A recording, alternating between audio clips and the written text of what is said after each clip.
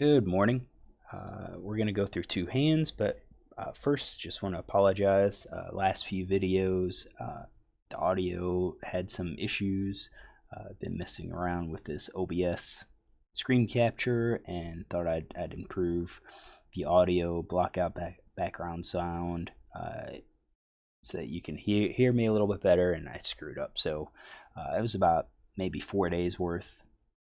I caught it yesterday, so hand one had some audio issues, hand two did not. Hopefully, I have it fixed. So sorry about that.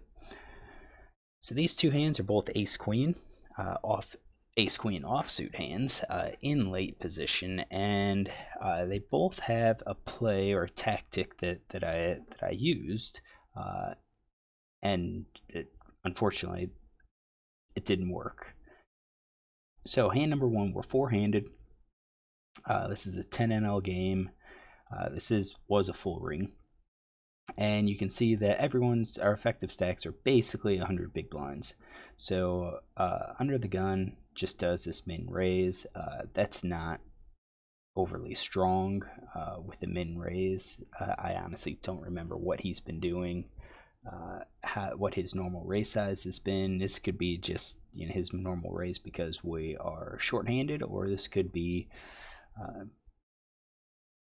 his normal raise even at full ring game, or he could be altering his raise size based on strength of his hand. So perhaps he's got something, maybe tens to twos. I think maybe some of these suited aces, maybe suited kings, suited connectors, maybe like a weak ace nine, maybe those weak offsuit hands. And the reason I include him is because I would assume if he alters his raise size based on his hand strength, I think these are all hands that he would go larger. I think maybe we'll include king jack and queen jack in the smaller sizing. So that's about 15.8%. Ace queen is going to be at the top of that range. So probably should go ahead and raise. When we look at a player like this, he is weak. He's making the speculative, or he's making the small raise with the speculative hand, trying to build up a pot and try to get more callers. So if he does hit, he's going to win, which you could accomplish the same thing by raising bigger and having only one caller instead of raising smaller and getting three callers in this hand. So I do think with this four-handed, probably should just go ahead and raise. We block out these guys, and when we look at the hands, this guy's 3-bet steal percentage is 1 out of 5. His fold to steal is 83. His 3-bet's 4%. He doesn't usually call 17% caller range. But he's kind of loose. So if I call, I wouldn't be surprised if he comes along from the small blind. And this guy's 41% VPIP out of 129 hands. So ace queen going in, three-way or possibly even four-way isn't that great. So I think what we should be doing is raising here just to isolate this weak player, take advantage of the big cards when we have those big cards. I didn't do that. I just limped, and then we face the 3-bet from the small blind. So now both of these players fold, and we deal with our small blind raise. Now the small blind raise, I've got 359 hands. He's 25-14. His 3-bet by position set, you can see small blind's 3 out of 23. It's 1 out of 24 from the button. It is entirely possible that he has a good hand. And has a good hand, and he's not bluffing. So let's see. We are four-handed, so the ranges I think may be a little bit wider. So maybe something that strong. Jacks plus ace queen. That's at 3.18%. May be able to add more pocket pairs. Maybe something like that. We don't have any reason to think that he is going to be bluffing. Yeah, it's 3-bet to steal is 20%, but his fold to steal is 83%. So it almost seems like if he's going to play a hand, against a possible steal, that he's going to do so with the raise. So I think this is probably the range that we're looking for right here. All right, so against that range, you can see my ace queen's basically kind of at the bottom of his range, but we do have position. So I think calling here is perfectly fine, although I think it would have been better if we 3-bet ourselves, and if he comes over the top, then we know he's got a much tighter range. We can probably just fold and know that we're going to probably be up against ace king, aces or kings or something like that. So I called, and we see a flop. Jack of clubs, 6 clubs, and 4 of diamonds. So it misses me, and I also know that it misses his ace king and ace queen. So if you think about it, we've got 16 ace kings, 16 ace queens, but once you count for card removal, you can see that there's 21 combinations of those. 21 combinations. His overpair, there's 12 combinations of the overpair and 18 combinations of pocket pair below top pair. So right now, and 3 combinations of sets. So right now, his hand is heavier on a pair. Heavier on a pair. But ace jack is probably in the lead against that range. So what are we going to do? Well, let's think about what he's going to do. I have c-bet flop is 76%. I think he's going to lead here probably with his entire range. This board probably doesn't hit a lot, so I'm going to assume that he does it with his entire range. And against that range, we're at 21%. We should be folding. However, I know that I think ace king and ace queen are in his ranges, and those hands are going to c-bet. And then if they don't pick up an ace or a king, I think they're just going to check behind on the turn. So I think what I can do is call with the intention of bluffing later in the hand. Good bluff cards that could come could be a club, any club. I think maybe a 10 would be good. A king is interesting because if he bets when that king comes out, we're going to have a gut shot, and I don't think we're going to be able to play it. But if he checks that king, it gives us a bluff opportunity. In that situation, I think it's probably better just to go ahead and check, because if we bet and he comes over the top, we're going to have to give up our equity in that hand. But I think any club's going to be good. I think a 10's going to be good. I think a 9's going to be good. An 8's going to be good. I think maybe a 7 and a 6 are going to be good, and a 5 is going to be good. I see a lot of the middle cards that are going to be good because it kind of hits my calling range. I just called that min bet, and then I called the 3-bet. So I have a lot of the middle cards here. He has to be worried that I have a pocket pair, and then I just hit this hand. So when he bet half pot. I think this is a good spot to call with the intention of bluffing. So he's betting with his entire range, and I'm calling with the intention of bluffing when the card improves. That's, I think, what I should have done. Here I actually min raise, and I don't like that min raise, because what is that min raise accomplishing? Min raise will likely get all of the ace high hands out. The flush draws are still going to be there. I think all of his overcards are going to be out. I think his pocket pair below top pairs are going to be out. I think 8s, 9s, and 10s are probably just going to fold. Although I only did a min bet. I mean, it's, when you think about that size, that sizing, it kind of looks like a feeble attempt at a bluff, as if I have a club. So maybe he's going to come along one time with that pocket pair below top pair. And I think he does call, and I think he's going to call with all of those. The sets, I think, will probably come over the top, but the overpair, pocket pair below top pair, I think he calls along with the flush draw. So he's calling 59.3%. I'm behind. At this point, once he calls, I should probably be done with the hand. because I think he's got a pair. He doesn't believe that I have, a jack. My bet doesn't. It is kind of a weak bet. So we'll see. He checks, and now I'm thinking, well, probably the best possible card came that could help me because it gives me the club draw, or the club draw gets there. So now it's a question of, okay, if I'm going to bluff at this, I'm going to have to make it a believable bet. The question is how much. Is a half pot bet going to be believable? Maybe.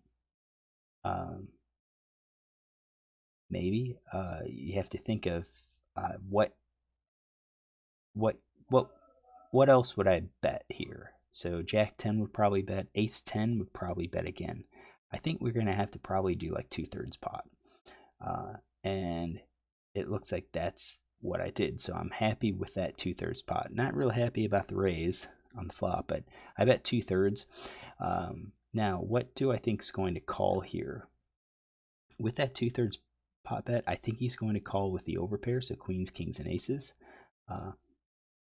At this point, he hit his set, so I think he's just going to call. I think his flush is going to call. He's got the nut flush. He's set. There's no reason for him to bluff. And then I think the nut flush is going to call, and probably the second nut flush. Probably I don't think the third, the queen's going to call. So we're looking at 58.6%. He's calling, and when he calls, we're like way behind.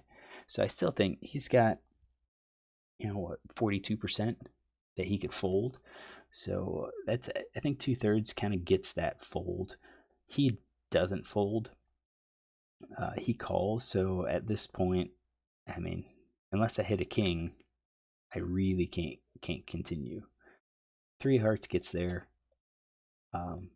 He checks, and I should be checking behind and seeing the showdown, and that's what I did.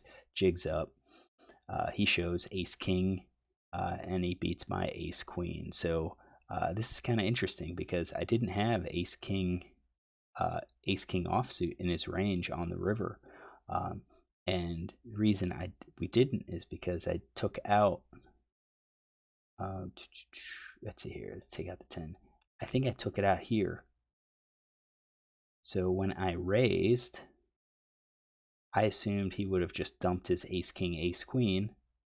But I guess he would. He would still call it. So he's got ace king, ace queen still in his range. The 10 of clubs gets there, and then you could see how he made that call with, second nut flush.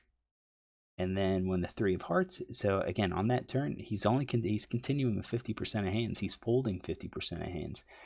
And then on the river, I think if we look at what hands is he going to call, he's going to call overpair plus. He's going to call 70% of the hands. He's going to fold 30% of the hands. We could run a bluff to get him to fold. And it's one of those things where when you think about his ace high hands, it's ace king and ace queen. So even if he calls 100%, we're behind. Thing is that we're at 38 big blinds. I don't know if that's going to apply enough pressure to him. Maybe he might look at it and say, all I have is a bluff catcher. I can't possibly call. So, all right, here's hand 1. Let's look at hand 2. All right, got hand number 2 here. Ace queen offsuit. This time I am in the cutoff. We are in a full ring game. This is 10 NL and under the gun posts. So under gun checked, and then hijack raised to 3 big blinds. He is right now 42-11. We're at 19%. I'm sorry, 19 hands. When we look at his pre-flop raise percentage, it's pretty tight. He seems to limp more frequently than he raises. So I think with this range, we're gonna probably, let's see what this looks like.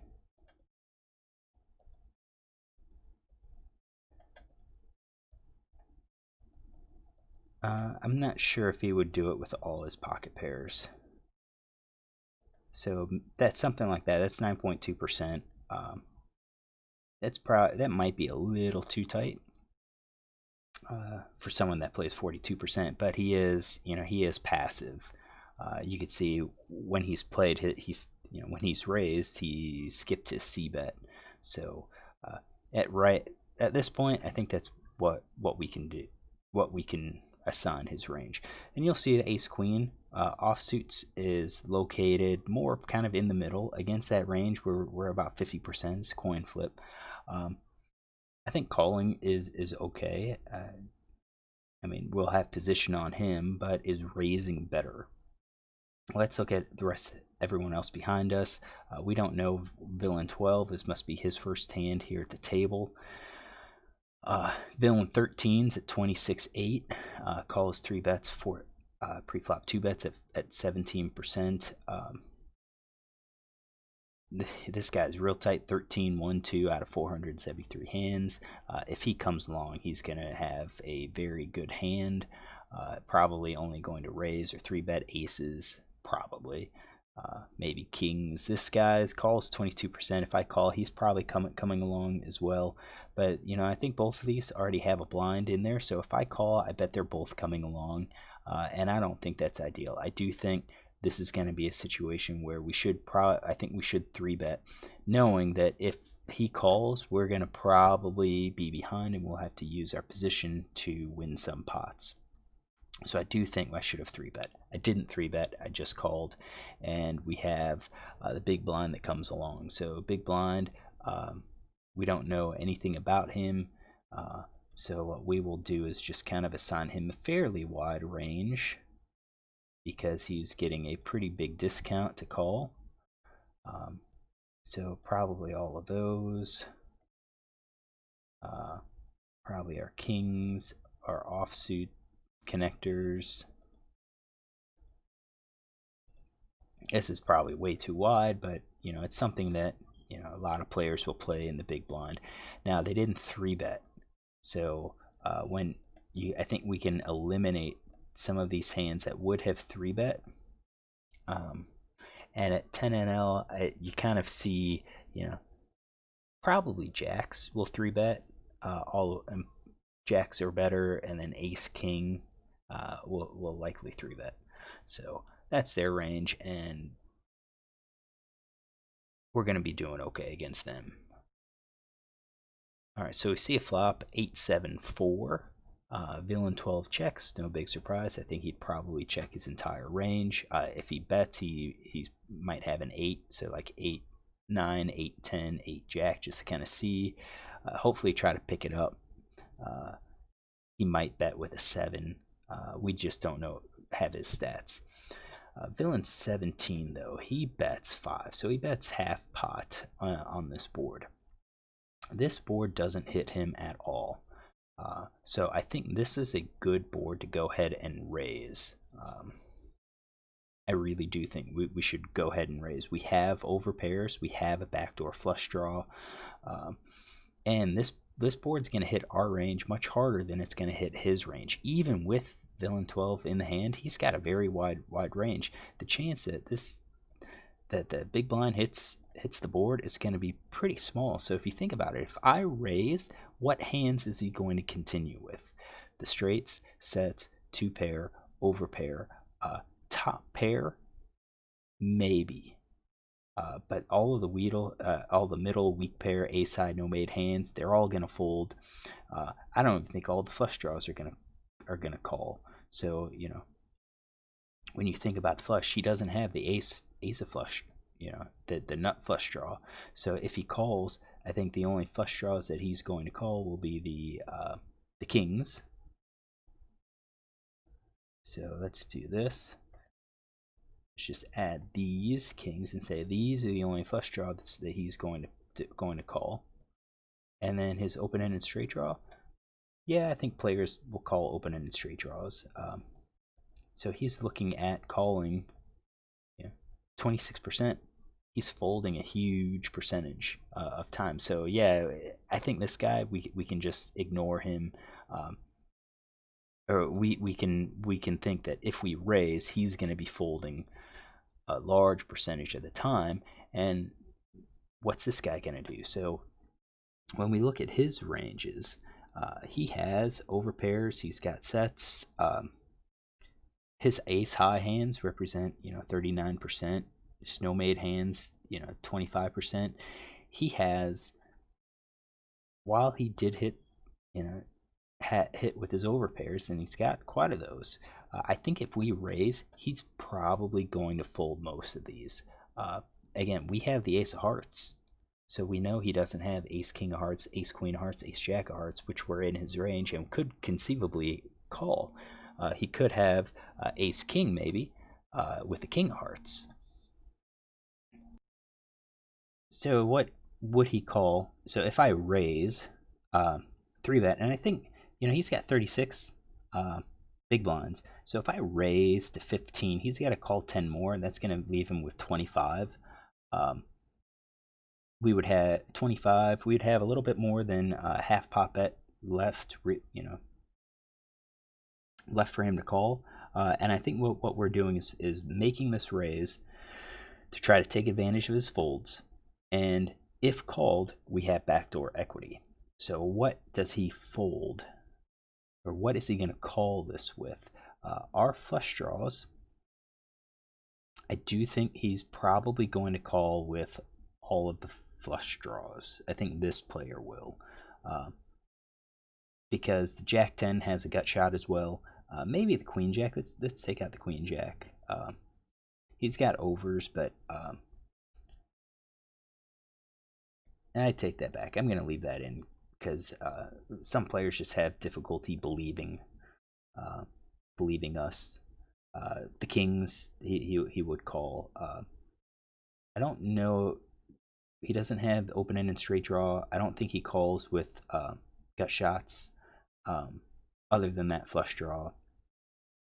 So his continuance range is 40%. He's folding 60%, and I think that's what makes this a good spot to 3-bet.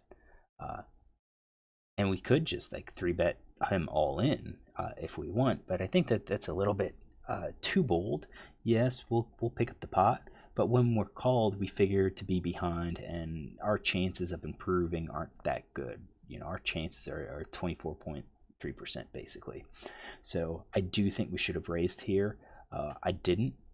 So I think when he bets, I think he's probably going to be betting his ace high hands, his flush draws.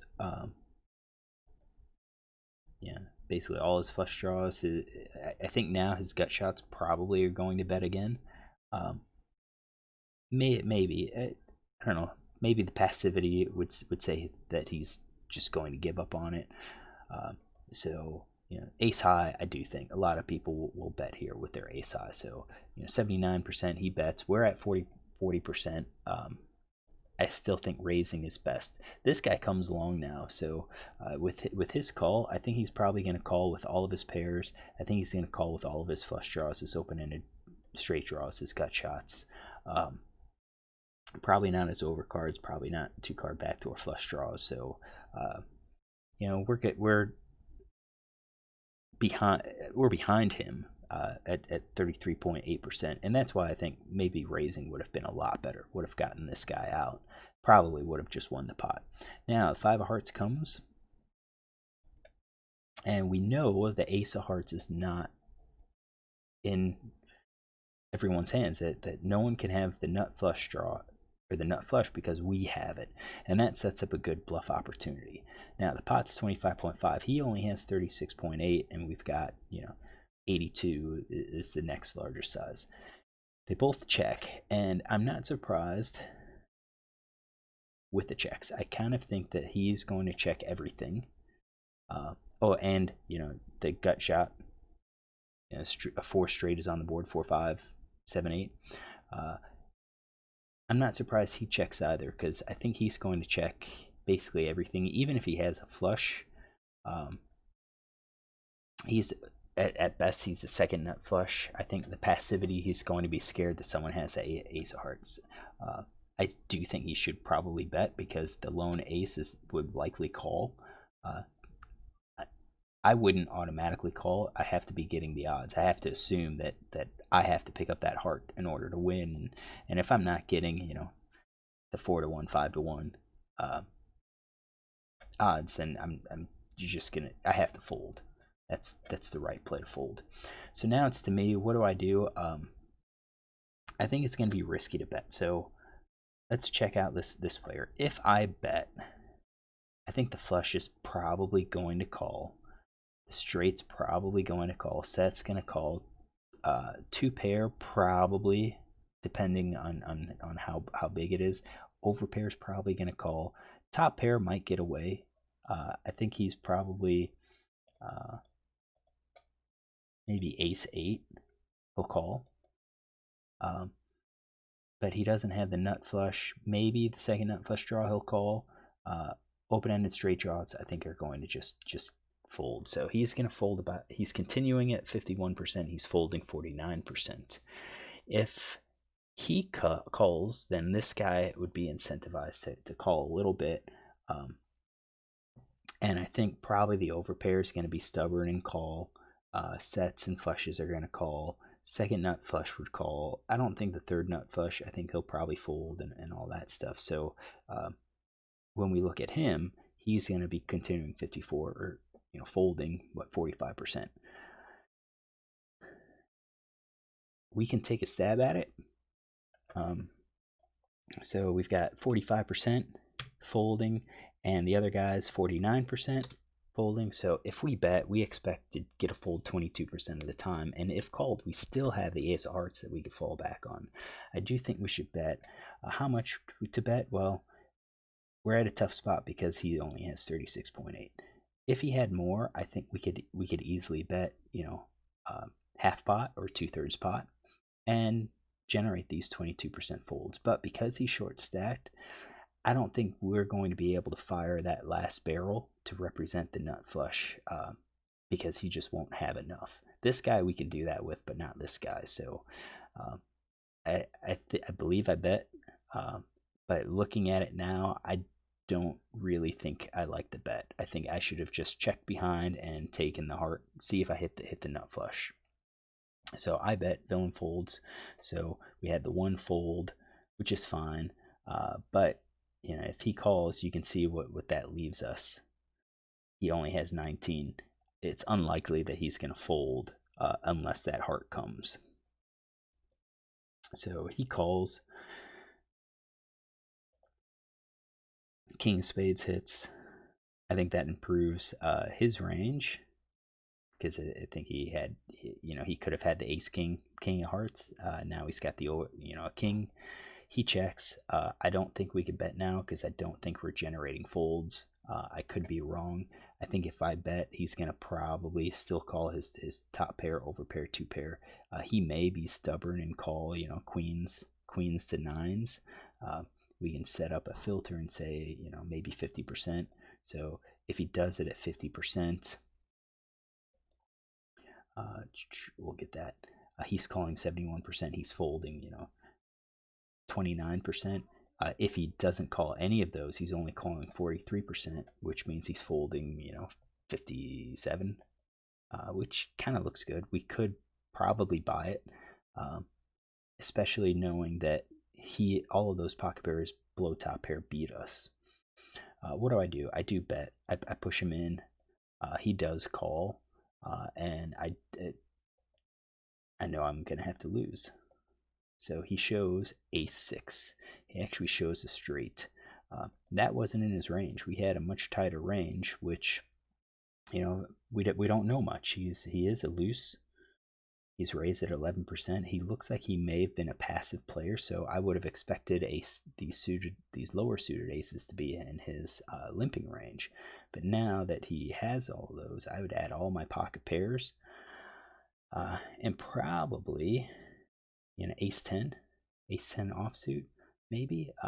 I would do a suited connector as well, so maybe that's his pre-flop raising range. His c-betting range probably is everything. So middle pair, weak pair.